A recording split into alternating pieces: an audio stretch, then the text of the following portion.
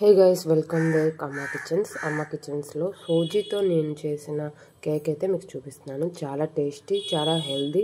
డెఫినెట్గా ఈ న్యూ ఇయర్కి ఒక మంచి రెజల్యూషన్ తీసుకోండి, హెల్దీ ఫుడ్ తినాలి అని. నేనైతే అందుకే ఇదైతే ప్రిపేర్ చేశాను. ఫస్ట్ అయితే 1 కప్ సూజీ, నెక్స్ట్ 1/2 కప్పు గోధుమ పిండి తీసుకొని బాగా మిక్సీ చేసేసుకొని 3/4 కప్పు ఆయిల్ ఇంకా ఘీ వేసేసుకోవాలి ఒక బౌల్లో. నెక్స్ట్ 1 కప్పు షుగర్, 3/4 కప్పు పెరుగు వేసుకోవాలి, 1/2 కప్పు మిల్క్ వేసుకొని బాగా మెల్ట్ చేసుకోవాలి. Baking powder 1.5 spoon, baking soda 1/2 spoon వేసుకొని బాగా కలిపేసుకోవాలి. ఇది బాగా కలిపేసుకొని షుగర్ అనేది బాగా మెల్ట్ అయిన తర్వాత నెక్స్ట్ మనము ఈ పౌడర్ అనేది వేసుకొని బాగా కలుపుతూ ఉండాలి. మనం ఎంత బాగా కలిపితే కేక్ అనేది అంత స్మూతీగా వస్తుంది. ఇలా బాగా కలిపేసుకొని ఒక 40 మినిట్స్ సైడ్కి పెట్టేసుకోవాలి. 40 మినిట్స్ తర్వాత ఒక్కసారి బాగా కలుపుకోవాలి.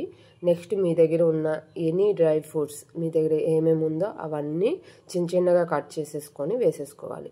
దీంట్లో థిక్నెస్ వచ్చేస్తుంది కాబట్టి కొంచెం ఒక 3 స్పూన్ మిల్క్ వేసుకొని ఒకసారి బాగా కలిపేసుకొని మనం డ్రై ఫ్రూట్స్ అన్నీ కట్ చేసుకున్నాం కదా, అవి వేసేసుకోవాలి.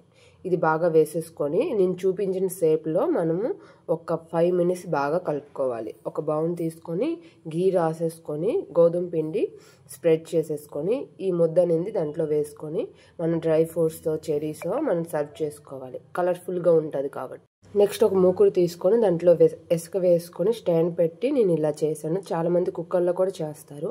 ఇలా 50 మినిట్స్ చేసుకున్న తర్వాత మన కేక్ అయితే రెడీ అయిపోద్ది. నేను లో ఫ్లేమ్లోపై కుక్ చేసుకున్నాను. చాలా టేస్టీగా ఉంది. డెఫినెట్గా ఇంట్లో ట్రై చేసి కింద కామెంట్ బాక్స్లో కామెంట్ చేయండి మీకు ఎలా అనిపించిందో. డెఫినెట్గా మీకు కూడా నచ్చుతుంది.